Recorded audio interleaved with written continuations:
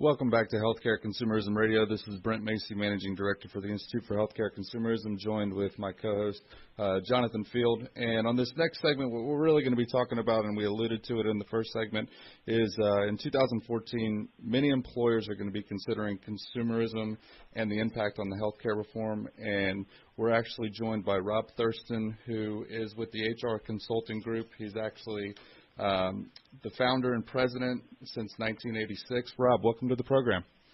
Thank you so much, Brent. And Jonathan, how's it going? It's good. Happy New Year to you. Thank you.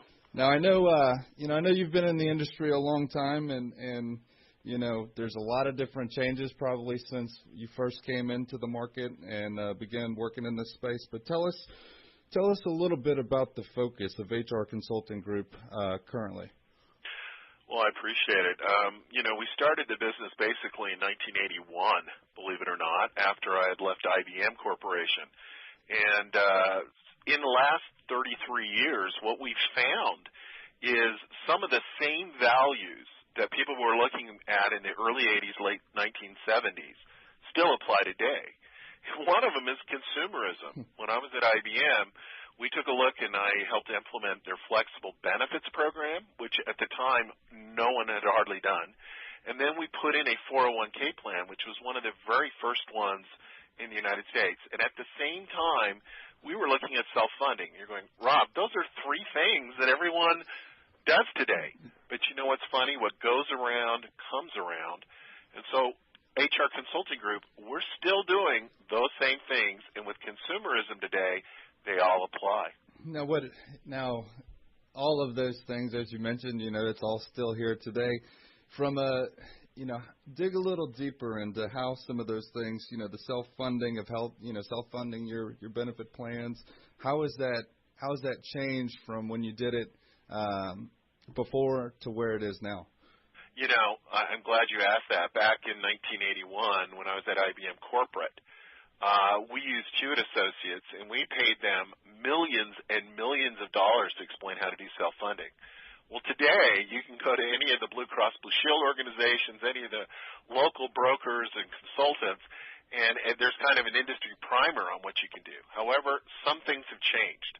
Back then, IBM didn't even know about or even heard about stop loss. Mm-hmm. Stop loss is ancillary coverage insurance that you can get so that when a claim hits a certain dollar amount or an aggregate of total claims at a company hits a certain amount, that you stop losing. And so IBM never knew about that. And a lot of the large employers like the Mormon Church that did this and Frito-Lay, Pepsi-Cola, Northern States Power that we self-funded, none of them had stop loss. Mm-hmm. Well, today, because of consumerism and the Affordable Care Act, and I noticed you guys were calling it Obamacare, so I'll refer to it that way too. Obama in the debates with Romney said, hey, it's okay, so we're not insulting anyone. Right. That's right. Today you can self-fund plans down to 20, 50 lives because of stop loss. And there's new stop loss out there called Spagrigate that combines aggregate and specific stop loss that makes it very attractive even for smaller employers. So that's what's changed.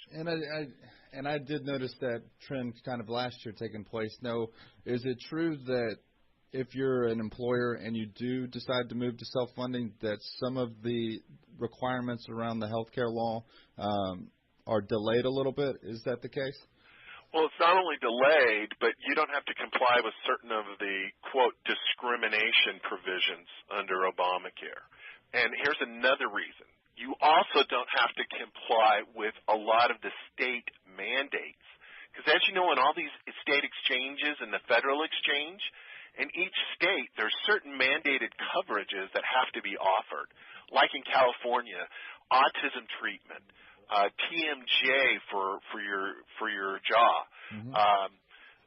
sex change operations, things like that are mandated coverages, for example. Well, if I'm an employer in California, I don't want to have to pay for those types of things. By self-funding, you're subject to federal law, ERISA law, and you don't have to comply with that, saving you literally thousands of dollars a year if you're an employer to be self-funded. Now, do you see that as kind of one of the top reasons for these smaller groups, moving to become self-funded? Is that rule or reason number 2 or 1 for them to look to become self-funded? It might be reason number 3. The first reason is because you don't have to pay certain taxes, and you can shelter your income, your claims, your estimated claims into a trust or other reasons. So driving down costs would be number 2. Taxes is number 1. And number 3, avoiding the state mandates and being only subject to federal ERISA would probably be number 3. And the fourth reason, and that's why we're doing this program, is consumerism. It gives employees choices.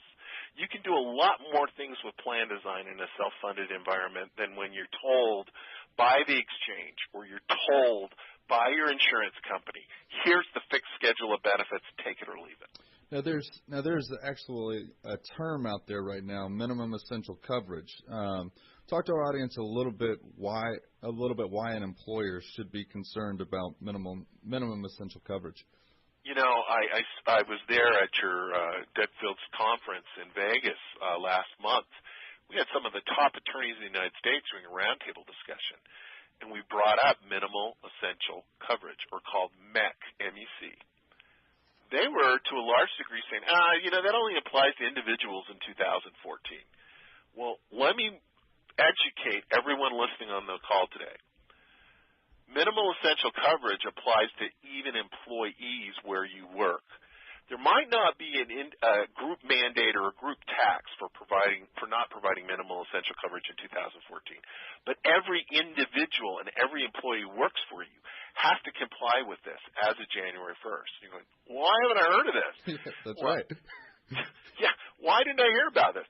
Well, when I brought it up, one of the attorneys says, well, the penalty's about as much as a cup of coffee at Starbucks every month. No, it's not. If you don't have 63 minimal coverages in your medical plan, whether sponsored by the employer or he just makes it available, each employee as well as each individual has to pay a tax. The tax can be as much as 1% of your W-2 wages. Mm-hmm. That's a lot more than Starbucks. Or at the minimal level, it's at least like $93 if you're individual single, and then you add $47.50 for every family member. Well, that adds up. And did you know in 2015 those taxes go up dramatically? Now those numbers are they that's in line with the penalty you would have to face if you do not have health coverage for the calendar year for 2014, correct? Correct. That's okay. Exactly what this is. And so the minimal coverage you've got to have is called MEC. Where can you get those? That's kind of the issue today. And most employers are going, well, I'm sure my group plan's already got MEC coverage. No, there's 63 things. We're talking about neonatal testing. We're talking about baby care. We're talking about mammographies or pap smears, all sorts of coverages, including wellness testing and other things that have to be offered. If they're not offered, your employees or individuals have to pay a tax. Now, so that's the two things that employers and brokers need to be aware of. Now, I know we've talked a lot on the program before in the past about medical tourism, and what's your opinion on medical tourism as a cost containment vehicle? And the other thing I guess we should look at is what is a domestic center of excellence versus an offshore option that could be available to an employer and their employee population. I'm glad you asked that. Medical tourism can be integrated into these self-funded plans. If you went to an insured plan or one of these health exchanges, they're going to say, medical tourism, forget it. It's too risky. What that is you look for the best place worldwide to have medical procedures performed for your employees, or if you're an individual, for you to get care taken care of. Could that be offshore in another country? Could be. I know that Puerto Rico, which doesn't require that you have a different passport, you can go down on your driver's license, they have developed some centers of excellence. Costa Rica is another location. And everyone's, of course, heard about Thailand, Malaysia, the Philippines, China, India. I'm not suggesting with medical tourism that you're going to tell Joe Lunchbucket that he's going to go to Malaysia for 2 weeks. That would probably scare the life out of him. But if we looked at a centers of excellence, maybe for his procedure, there's something in Las Vegas that he could do. Well, okay, Joe Lunchbucket, number one, wants to go to Las Vegas. Number two, if he knows he can take a significant other or a loved one who can help provide care for him while he's there, even better. And then the post-operative care could be taking place in a place where he'd be content, follow through with the procedures, and it would save the company money. And so centers of excellence is the way to look at this. It might be that going to Cleveland, Ohio, to Cleveland Clinic makes more sense than staying in Atlanta, Georgia, and having the procedure done there. Might make sense to go down to Mayo Clinic in Jacksonville rather than staying in Atlanta, Georgia. The way you do this is by affiliating with a consultant or a firm that promotes and acts as a consultant for tourism, whether that is domestic tourism or offshore medical tourism, but you want to look for centers of excellence. And most of those are still in the United States. Okay, so we've looked at, the stop loss, the MEC, and then also medical tourism. Now, you're also looking at wellness and telemedicine as one of the innovative tools that's going to emerge in 2014. Tell us why. Everyone's talked about telemedicine for years. Doc in a box. You call on a phone, you get to talk to a doc. How easy, how convenient, how simple. Well, it hasn't caught on as much as we thought, but right now, because of Obamacare, telemedicine is encouraged in that law. And you're going to see, because of everyone having high deductibles and high copays and not having the minimal essential coverage, a lot of them are going to go, where can I get my care taken care of least expensively? And one of the reasons is telemedicine is really going to grow. And I think you're going to find out that when you combine that with a wellness program, oh my gosh, and even when you combine it with a, let's say, medical tourism type thing. So what you do is, right now, a typical office visit to a primary care physician is about $153 nationwide. If you go into an urgent care facility, it's like $350. And if you go to the ER at a hospital, it's $1,000. Well, there's some telemedicine things where people can call a phone or do live chat or text, and it's like free, or maybe they're under an association plan. It's like $1 per month, or some of the other telemedicine companies are charging $30, $40 per that call. Is that a lot cheaper than the primary care office visit of $153? Of course. So you'll see telemedicine really taking off in 2014 because of Obamacare, and it has the highest return on investment of any medical thing that you can put in. It's got a 4-to-1. In other words, 90% of people who use telemedicine avoided a higher cost. They didn't go to the doctor's office, the ER, or emergency care. 96% reported being very satisfied. All right, Rob? Yeah. Sorry, we actually got to cut you off here. It's the end of the segment. Sorry to cut you off, but we'll have you back on soon. All right. Thanks for having me on. Have a great day.